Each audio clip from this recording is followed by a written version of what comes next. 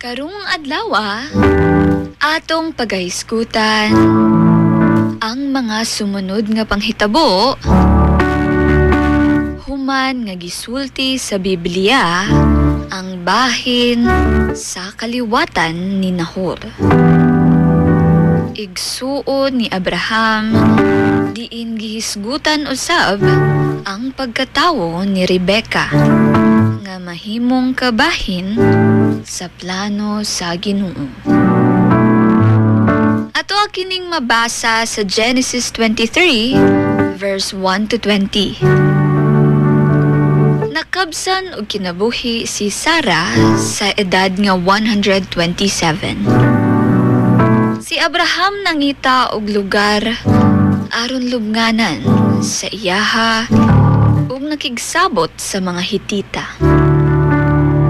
Iyang gipalit ang yuta ug kuweba sa Makpela gikan kang Efron ug didto gilubong si Sarah. Kini mao ang unang yuta nga opisyal nga nahimong kang Abraham. Ang yuta nga gisaad sa Ginoo.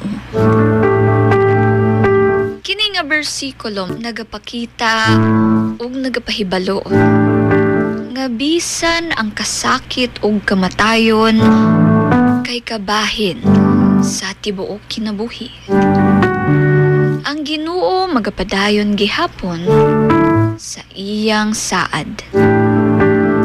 Ang pagpalit ni Abraham sa yuta nagapahinumdom nga ang Ginoo tinuod nga magahatag sa yuta nga iyang gisaad.